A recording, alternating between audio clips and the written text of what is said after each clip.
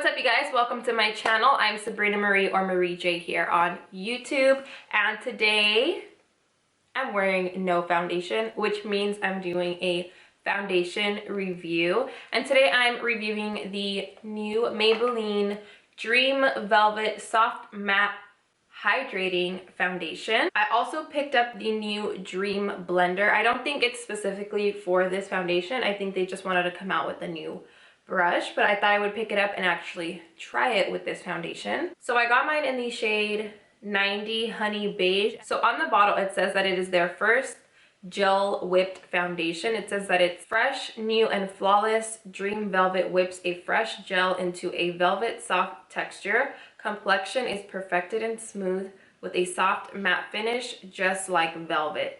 Skin feels fresh with lasting hydration. So online it says pretty much everything that it said on the bottle, but it also says that it's ideal for normal to combination skin, and it's a medium coverage foundation. It also says that it leaves complexion perfected and smooth with a velvety soft matte finish, while skin stays hydrated for 12 hours. And it does say that for best results to apply it with the Maybelline Dream Blender, which is the little brush that I picked up with it. So we shall see. It does have 12 shades. If you guys follow me on Snapchat, then you guys already know my spiel on the color selection. There's only one shade for deeper skin tones, which is a shade Coconut.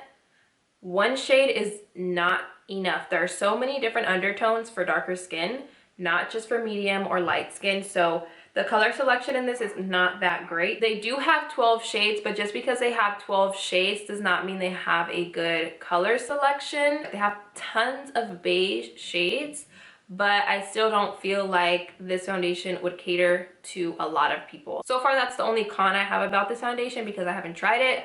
But yeah, right off the bat, when I went to the store, I was like, the color selection is not the best. And then as for the brush, it says that it evens the coverage and smooths finish. That right there is what the brush looks like. It's just like a sponge on a stick. You can wet it if you want a lighter coverage, but I like full coverage, so I'm not gonna wet this. So right now I don't have anything on my face except for my eyeshadow and my eyebrows. That's how much I put on the brush right there. So the color so far is too dark. Doesn't really have a yellow tone. It's more pink, and it definitely does not match my skin. It feels a little strange going in with this, but it is giving me some pretty good coverage. And as I'm smoothing it out, it is thinning out the coverage. So this is with half of my face done with the Dream Blender sponge. If you like your foundation to look more natural, then I would use something like this because it does kind of spread out the product and it thins it out a little bit, even though it's not damp. I do think I'm gonna like this for concealer. I think I'm gonna dampen this one day and then use it for my under eyes because it looks like it's the perfect shape to put right underneath the eyes. So I'll probably use it for that.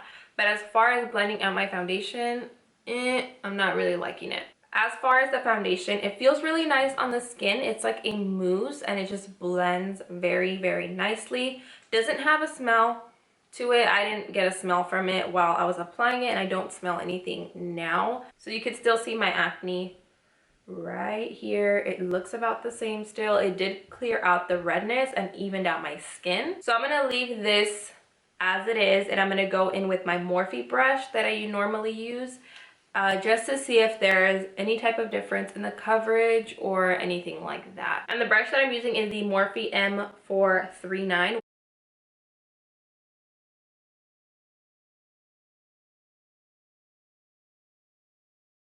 So I finished applying it with my Morphe brush on this side. Much better coverage. You can't see my acne scars on this side at all, and it did again even out the skin tone, and it took away any redness that I have. So far I like it better with my Morphe brush rather than using the brush that is meant to be used with this foundation. So I'm just gonna even out the rest of my face and finish up my makeup. That way you guys can see how the foundation looks when everything is done. All right, so this is how it looks once all of my makeup is done, and it actually doesn't look that bad. The color is still not the best. It looks fine on camera, but trust me, in person, you can see that my face does not match the rest of my body. I think maybe this will work in the summertime, but if I want to use this foundation right now, which I do, I have to go exchange it for a lighter shade. So I think I'm gonna stick to the original shade that I picked up, which is 75. Up close though, this foundation looks so nice on the skin. It looks flawless, it looks matte, but it doesn't look flat. And I feel like it works well with other products. I just put concealer underneath my eyes and I put a little bit of bronzer on, and I feel like it looks nice. So my first thoughts on this foundation, it is a very nice foundation. It looks really good on the skin, looks good on camera, and it looks good in person. Works well with other products. It's definitely a matte foundation. I don't look dewy, oily, or any of that. Overall, I do feel like it's a very nice foundation. The formula is amazing and it looks really nice on the skin, but just be careful with the color that you pick. So that is my first impression on the new Maybelline Dream Velvet Foundation. If you found this video helpful, make sure to give it a big thumbs up. Also, don't forget to check the description box. Most of the time I leave my foundation shade and my lip color and my social media and all that stuff in the description box. And if you aren't following me on Instagram, Pinterest, Snapchat, all that stuff, make sure to follow me at the Marie J. Thank you so much for watching. I love you guys, and I will see you on my next video.